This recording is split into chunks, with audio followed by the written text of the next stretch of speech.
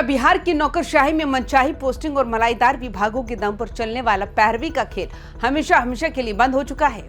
आखिर ऐसा क्या हुआ कि मुख्यमंत्री सम्राट चौधरी की सरकार ने अचानक एक ऐसा फरमान जारी कर दिया जिसने रसूख के दम पर जिलों में मलाई काटने वाले अफसरों और कर्मचारियों की रातों की नींद उड़ा दी है।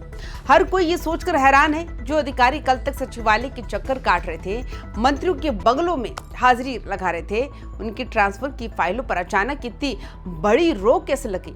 लेकिन इस पूरे प्रशासनिक हलचल के बीच जो सबसे बड़ा और गहरा सस्पेंस खड़ा हुआ है वो ये कि क्या इस नए नियम के पीछे आने वाले पंचायत चुनावों को ध्यान में रखकर सम्राट चौधरी ने कोई बहुत बड़ी अंदरूनी राजनीतिक बिसात बिछाई है? क्या नई सरकार ने जानबूझकर अफसरों के पर कतरे हैं ताकि जमीनी स्तर पर किसी भी तरह के प्रशासनिक या राजनीतिक हेरफेर को पूरी तरह से ब्लॉक किया जा सके? आज की इस वीडियो में हम बात करेंगे आखिर इसके पीछे का असली खेल है क्या, कौन से अफसरों की हसरतें अधूरी रह गई और अब आगे क्या होने वाला है। नमस्कार, आप देख रहे हैं वाईबीएन बिहार झारखंड। मैं हूं आपके साथ मुदिता त्रिपाठी।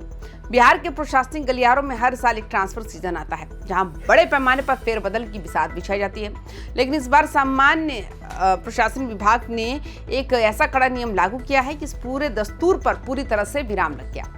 सरल शब्दों में कहे तो मनचाही जगह जाने की आस लगाए बैठे जिन मुलाजिमों की हसरत इस सीजन में अधूरी रह गई थी, उनके लिए अब आगे का रास्ता पूरी तरह बंद हो चुका है। अब उन्हें या तो साल भर का एक लंबा इंतजार करना होगा या फिर सीधे मुख्यमंत्री दफ्तर की दहलीज पर दस्तक देनी होगी।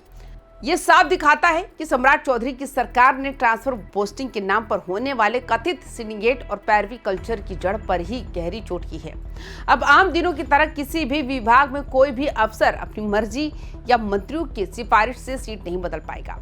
सरकार ने साफ संदेश दे दिया है कि प्रशासनिक व्यवस्था को किसी के निजी स्वार्थ के लिए मोहरा नहीं बनने दिया जाएगा, लेकिन इस कड़े नियम के बीच इंसानी हमदर्दी और बेहद नाजुक परिस्थितियों के लिए एक बहुत ही पेचीदा और मुश्किल खिड़की खुली रखी गई है। अब बात करते हैं उस व्यवस्था की जिसके तहत विशेष परिस्थितियों में ही किसी फाइल को आगे बढ़ाया जा सकता है।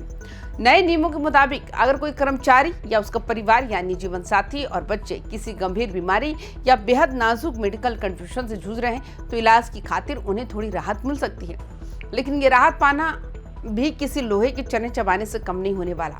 इसके लिए कर्मचारियों को नौकरशाही की एक बहुत ही पेचीदा और लंबी दफ्तरी प्रक्रिया से गुजरना होगा। इस प्रक्रिया का पोस्टमार्टम करें तो अब किसी भी छोटे कर्मचारी को सबसे पहले जिला स्थापना समिति के सामने अपनी गुहार लगानी होगी। वही बड़े अधिकारियों को सीधे अपने महकमे के सेक्रेटरी या मंत्री के सामने अपनी दरख्वास्त पेश करनी होगी। कहानी यही खत्म नहीं होती। विभागीय कमेटी जब इस पूरी अर्जी की बारीकी से जांच करेगी और अपनी सिफारिश देगी तो उस फाइल को अंतिम मंजूरी के लिए सीधे मुख्यमंत्री कार्यालय सीएमओ भेजा जाएगा। जब तक मुख्यमंत्री दफ्तर से उस फाइल पर हरी झंडी और अंतिम मुहर नहीं लगेगी तब तक तबादले का आदेश जारी नहीं हो सकता।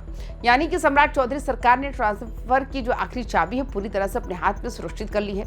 अब आते हैं इस पूरे फरमान के सबसे बड़े और राजनीतिक और रणनीतिक हिस्से पर जो आने वाले पंचायत चुनावों और प्रशासनिक कंट्रोल से जुड़ा हुआ है।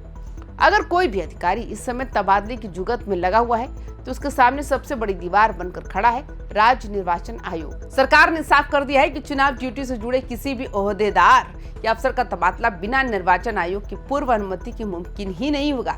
इसके पीछे का असली सियासी खेल ये है कि चुनाव के वक्त जमीनी पकड़ मजबूत करने के लिए जो स्थानीय नेता अपने पसंदीदा अफसरों को तैनात करवाना चाहते थे, उनके मंसूबों को सरकार ने इस एक फैसले से पूरी तरह ध्वस्त कर दिया। इसके साथ ही एक विभाग से दूसरे महकमे में जाने के खेल को भी पूरी तरह से लॉक कर दिया गया। मिसाल के तौर पर अगर स्वास्थ्य महकमे का कोई डॉक्टर या अफसर जेल के अस्पताल में किसी दूसरे कैडर में डेपुटेशन चाहता है तो उसे दोनों विभागों से अनापत्ति प्रमाण पत्र यानी एनओसी लेना अनिवार्य होगा। यानी जब तक दोनों मंत्रालयों के सेक्रेटरी और मंत्री रजामंद नहीं होंगे तब तक ये फाइल 1 इंच भी आगे नहीं खिसकेगी।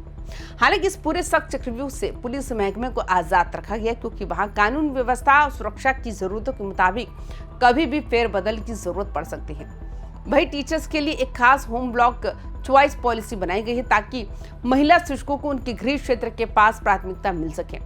तो दोस्तों, बिहार के प्रशासनिक गलियारों से आई ये खबर इस बात का बहुत बड़ा सबूत है कि मुख्यमंत्री सम्राट चौधरी अब शासन और प्रशासन पर अपना 100% कंट्रोल चाहते हैं।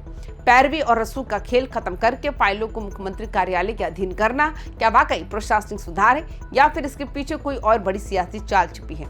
क्या इस कड़े फैसले से आम कर्मचारियों की मुश्किलें बढ़ेंगी या फिर इससे सिस्टम में पारदर्शिता आएगी?